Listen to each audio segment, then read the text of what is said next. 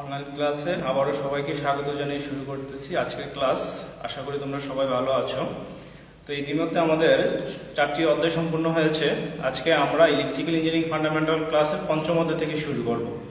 তো পঞ্চম অধ্যায়ের যে আছে এটা হচ্ছে কনসেপ্ট অফ ইলেকট্রিক্যাল সার্কিটস। আমরা যদি বাংলায় বলি যে ইলেকট্রিক্যাল সার্কিটের সম্পর্কে ধারণা। তো সার্কিট কি আমরা আগে এটা বলবো। তো সার্কিট বলতে আমরা বুঝি যে কারেন্ট চলাচলের সম্পূর্ণ পথকে সার্কিট বলে। তাহলে কারেন্ট চলাচলের সম্পূর্ণ পথ তার মানে বোঝা যাচ্ছে যে অসম্পূর্ণ পথ হলে হবে না, এটা কি একটা বদ্ধ একটা পথ হইতে হবে। তো সেখান থেকে আমরা সার্কিটের যে কিছু এলিমেন্ট লাগবে, যে একটা সার্কিট হইতে হলে কি কি এলিমেন্ট লাগবে। প্রথমে আসো আমাদের যে একটা ভোল্টেজ সোর্স। তো সোর্সটা কি? সোর্স হচ্ছে একটা উৎস। উৎস বলতে আমরা বুঝি যে পাওয়ারের উৎস, বিদ্যুতের উৎস। সেইখানে বিদ্যুতের উৎস বলতে আমরা জানি যে আমাদের একটা ব্যাটারি হইতে পারে, একটা জেনারেটর হইতে পারে। তারপরে আমরা এই সোর্সের পরে যেটা দেখবো আমরা রক্ষণ যন্ত্র। রক্ষণ যন্ত্র মানে হচ্ছে যে কোনো অনাকাঙ্ক্ষিত ঘটনা যখন ঘটবে তখন সে ওই অনাকাঙ্ক্ষিত অবস্থায় সে সার্কিটটাকে বিচ্ছিন্ন করে টোটাল সার্কিটটাকে নিরাপদ রাখবে, তাকে বলা হয় রক্ষণ যন্ত্র। রক্ষণ যন্ত্র হিসেবে আমরা যে জিনিসগুলো ব্যবহার করি সেটা হচ্ছে ফিউজ, তারপর হচ্ছে সার্কিট ব্রেকার। তারপরে আসো যে আমাদের কন্ট্রোলিং ডিভাইস। কন্ট্রোলিং ডিভাইস কোনটা? কন্ট্রোল ডিভাইসটা হচ্ছে যে আমরা আমার ফ্যান, লাইট, এটাকে আমরা কোনটা দ্বারা নিয়ন্ত্রণ করি, মানে অন অফ করি কোনটা দ্বারা, সেটাকে বলা হয় তার কন্ট্রোলিং ডিভাইস। যে কন্ট্রোলিং ডিভাইস হিসেবে আমরা ব্যবহার করি কি সুইচ। তারপর হচ্ছে লোড। লোড মানে কি আমরা যদি বাংলায় বলি এটা বোঝা। তাহলে এখানে ইলেকট্রিক্যাল সার্কিটের বোঝাটা কি বা লোডটা কি? আমরা জানি যে বিদ্যুৎ দ্বারা আমরা বিভিন্ন ইকুইপমেন্ট পরিচালনা করি।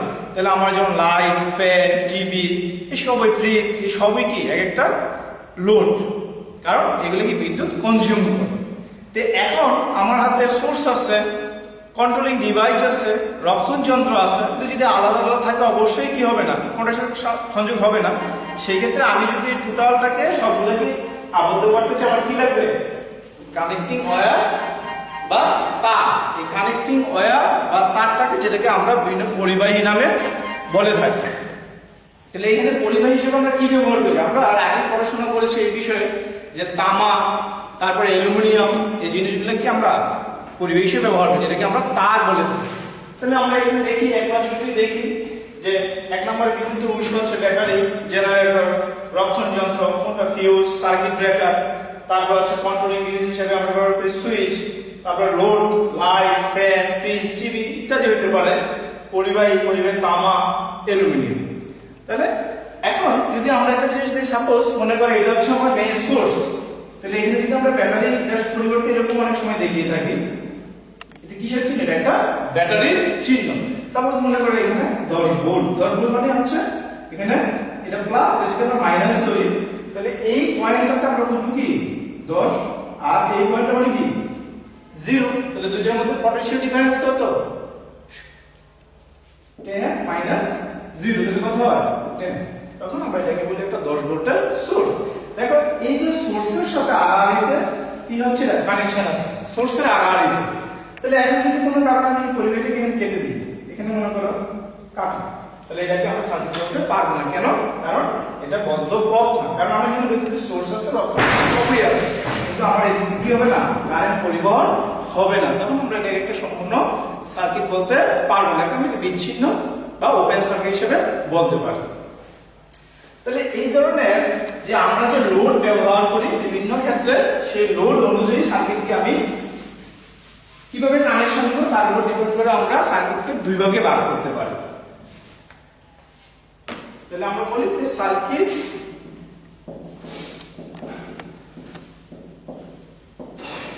প্রধানত দুই প্রকার। তাহলে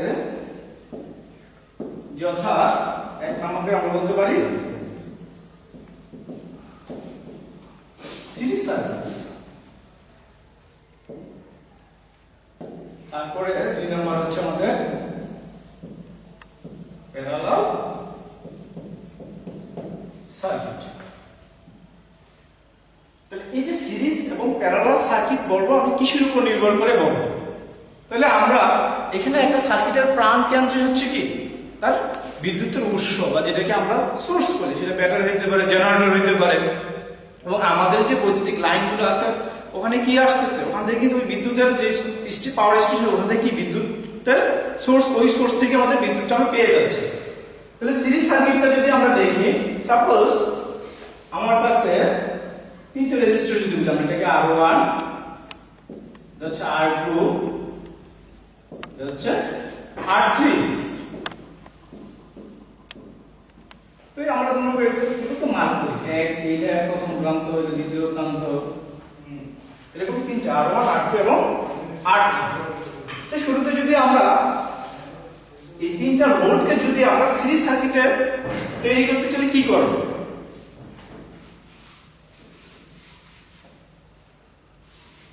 তাহলে আমরা এক নম্বরে দেখি কি সিরিজ সার্কিট। তাহলে মনে করো আমার একটা ব্যাটারি বা বিদ্যুতের উৎস, এই দুইটার আর প্রান্তে যদি আমরা পরপর সংযোগ করি, পরপর বলতে সাপোজ মনে করি এক নম্বরটাকে আমরা নিয়ে আসলাম, এটা কি R1, এটার অবস্থান হচ্ছে R2, এটার অবস্থান হচ্ছে কি R3। তো দেখো এটা কি একটার পরপর একটা, এটার এক নম্বর প্রান্ত, এটা দুই নম্বর, এটা এক নম্বর, এটা দুই নম্বর, এক নম্বর, এটা দুই নম্বর প্রান্ত। তাহলে যদি আমরা এই একের সাথে দুই সংযোগ করি, এখানে সংযোগ করে দিই, আর এখানে শেষ প্রান্ত, এটা কি শেষ, তাহলে এই অংশটার সাথে আমরা কি করতে হবে, একটা সার্কিট তৈরি করতে হবে, একটা ক্লোজ পথ বানাতে হবে, কি দ্বারা, পরিবাহী দ্বারা। তাহলে দেখা যায় না R1, R2, R3 কিভাবে সংযোগ আছে, পরপর একটার পর একটা। এইজন্য এবং এখানে যদি আমরা এটাকে ভোল্টেজ বলি, তো কারেন্ট কি হবে, এদিকে প্রবাহিত হবে, এবং এখানে কারেন্ট চলাচলের পথ কয়টা, এই সোর্স থেকে যে একটা পথে যাবে, আবার এই সার্কেলটা কমপ্লিট করে আবার এখানে ফিরে আসবে, কারণ কারেন্ট কি কোথাও জমে থাকে না। কারেন্টের কাজ কি, যে সোর্স থেকে উৎপন্ন হয়ে আবার সোর্সে অবশ্যই ফিরে আসবে। তাহলে যে দিকে কারেন্ট চলাচলের পথ একটা, এজন্য আমরা এটাকে বলি সিরিজ সার্কিট। আচ্ছা, এখন যখন মধ্য দিয়ে কারেন্ট প্রবাহিত হবে, তাহলে আমরা এটা যদি এখান থেকে বলি যে এই কারেন্টটা আছে, যেটা এটা সোর্স কারেন্ট, টোটাল কারেন্ট হচ্ছে I, তাহলে এটার মধ্যে যে কারেন্ট যাচ্ছে এটাকে বলি আমরা I1, এখানে যে কারেন্ট যাচ্ছে এটাকে বলি আমরা I2, এখানে যে কারেন্ট যাচ্ছে কি I3। দেখো এই I1, I ইকুয়াল কি I1, I2, I3, তাদের মধ্যে কোনো ডিফারেন্স নেই। তাহলে আমরা বলতে পারি কি I equal to I1, I2, I3। আবার এখানে ফিরে আসবে কি I, কারণ কারেন্ট সোর্স থেকে যতটুকু যাবে ঠিক ওই পরিমাণে কারেন্ট সোর্সে অবশ্যই ফিরে আসবে। এখন তাহলে এখানে যেহেতু আমার রেজিস্ট্যান্স আছে, এখানে আছে কি কারেন্ট, তাহলে আমরা ওহমের সূত্র পড়ে আসছি কি, ওহমের সূত্র আমরা পড়ছি যে ওহমস লতে আমরা ছিল কি যে V equal to I R। তাহলে V equal to I R, তাহলে এখানে যখন আমার বিদ্যুৎ প্রবাহিত হবে, লোড থাকবে, তখন এখানে একটা ভোল্টেজ ড্রপ হবে। তাহলে এখানে যে ভোল্টেজটা আছে এটার অ্যাক্রস, এটাকে আমরা বলতে পারি V1, এটা হচ্ছে V2, এটাকে বলতে পারি আমরা V3। দেখো আমরা একটু আগে তোমাদের 10 ভোল্টের একটা উদাহরণ দিয়েছি, যে একটা সোর্সের যদি 10 ভোল্ট হয়, এখানে 10, এখানে 0, তার মানে একটা সার্কিট যখন কমপ্লিট হয়ে আসবে, তার এক প্রান্ত সর্বোচ্চ থাকবে আর এক প্রান্ত কি 0, এই ডিফারেন্সের ভিতরে আমাদের কারেন্ট প্রবাহিত হবে। তাহলে এখানে যদি আমরা দেখি যে B যে ভোল্টেজটা সেটা বাদ হয়ে গেছে, এখানে কিছু ভোল্টেজ ড্রপ হয়েছে, এখানে কিছু ভোল্টেজ ড্রপ হয়েছে, এবং এখানে এই তিনটা ভোল্টেজ ড্রপের সমান কি B। তাহলে আমরা এখানে বলতে পারি যে V ইকুয়াল টু কি V1 plus V2 plus V3। আর এই যে সার্কিটটা আছে, আমরা যদি বলি এখানে একটা বাধা, এখানে একটা বাধা, এখানে একটা বাধা, তাহলে এখানে এই সার্কিট থেকে একটা জিনিস ফলো করতে, যে বাধাগুলো কি আলাদা আলাদা, এই বাধাটা আলাদা, এটা আলাদা, এটা আলাদা। তাহলে কারণ কি কারেন্টের তিনটা বাধাকে অতিক্রম করতে হবে। তাহলে যদি আমরা এই সার্কিটের দুটো রেজিস্ট্যান্স বলি, তাহলে আর এখানে কি করতে পারি R1, R2 প্লাস R3। তাহলে এই যে তিনটা জিনিস, এই তিনটা জিনিস কি একটা সিরিজ সার্কিটের বৈশিষ্ট্য হিসেবে আমরা বলতে পারি। একটা সিরিজ সার্কিটের কি বৈশিষ্ট্য, কারেন্ট সমান ভোল্টেজ কি বাদ হয় বিভিন্ন প্রান্তে, আর তার টোটাল রেজিস্ট্যান্স হচ্ছে সবগুলো রেজিস্ট্যান্সের যোগফলের সমান। একইভাবে যদি আমরা প্যারালাল সার্কিট দেখি,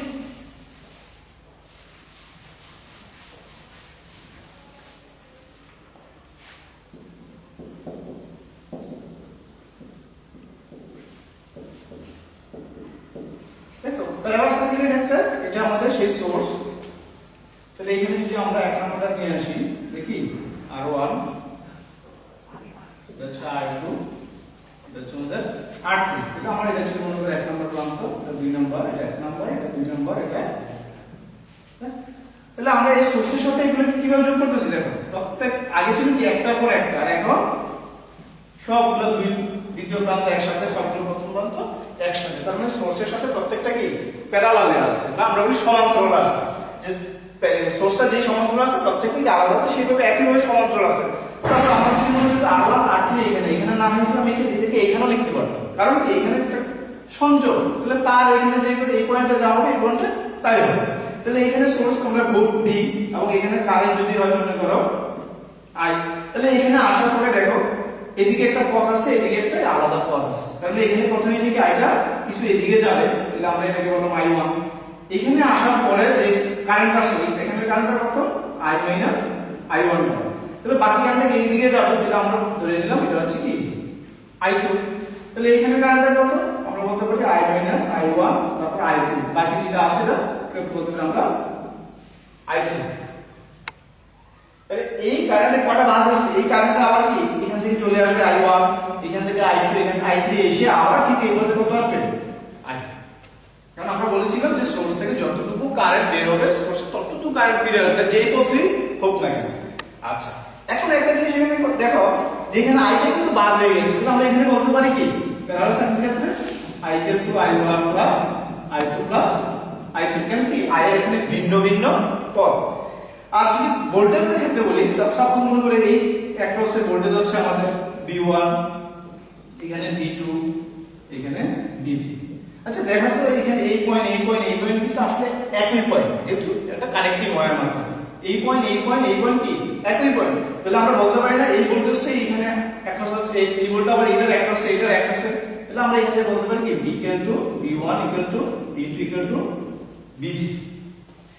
আচ্ছা, বাকি আরেকটা আমাদের এলিমেন্ট বাকি আছে, সেটা কি রেজিস্ট্যান্স।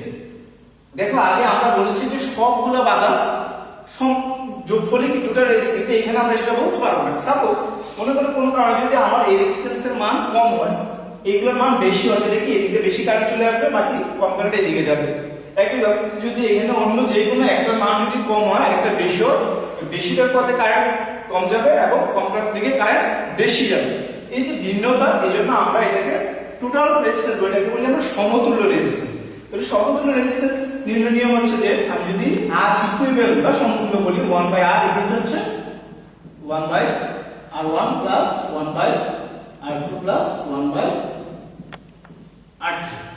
তাহলে এখন যদি আমি এটাকে একটু গুছিয়ে লিখি, এখান থেকে এই পাশটা লেখা যায় কি লসাগু নিলে R1 R2 R3, এটা বাদ করলে এখানে কত আসে R2 R3 প্লাস এখানে আসবে R1 R3, এখানে আসবে R1 R2, কার মানে এটা 1/R ইউনিট।